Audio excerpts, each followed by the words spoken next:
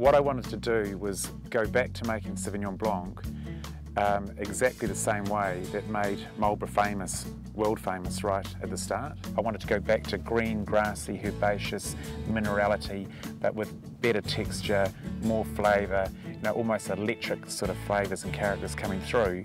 And to do that, I felt I needed a site with much cooler temperatures at night during the growing season and hotter temperatures during the day.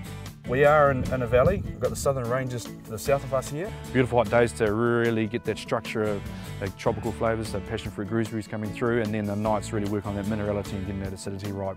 And that is what has ultimately ended up making our wines so fresh and vibrant and bright.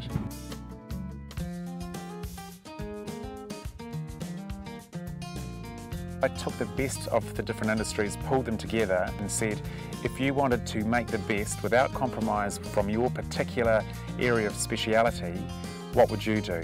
And then I just went through pulling together the ideas that they had to ultimately build a winery that is without compromise. We stripped winemaking back to its bare bones and then built our dream on top of it. We're wanting to optimise flavour in the field. Sure. And make that picking decision right when that flavour is at its peak. Now, by having this facility on the vineyard, that allows us to drive around during the day, taste the fruit and decide whether that block's ready. Now, for example, we might be driving around at midday, taste a block, by 2 o'clock it could be coming into the winery. We're really particular about how our brand looks and is being sold out there.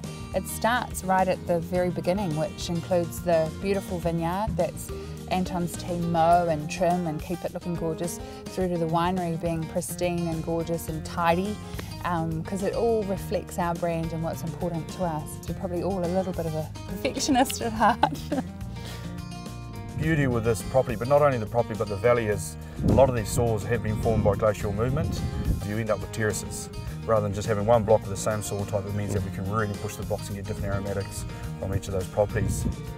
We planted the block to the soil type, and now this facility allows us to harvest each block separately, and that gives us a much broader palette to blend from. Sure. So the winemaking has just gone up another level. We're finding that the wines are showing a lot more minerality, a lot more flintiness. People try the wines and it's a little bit like today. You've got the beautiful blue sky, you've got the green grass, you've got the cold water, you've got the mountains and the snow. And that freshness, that brightness is what I want to capture in my wine and present that to the rest of the world. The best pleasure for me is trying our Sauvignon Blanc in particular after bottling, and tasting those flavours that we tasted in the field when we decided to pick it. It's very exciting to see a young vineyard throwing amazing fruit, amazing characters this early, and we're only just starting to harness that. The world of wine is so competitive, and New Zealand's really small in the world market, so we have to shout from the rooftops what we do well, because we do it really well.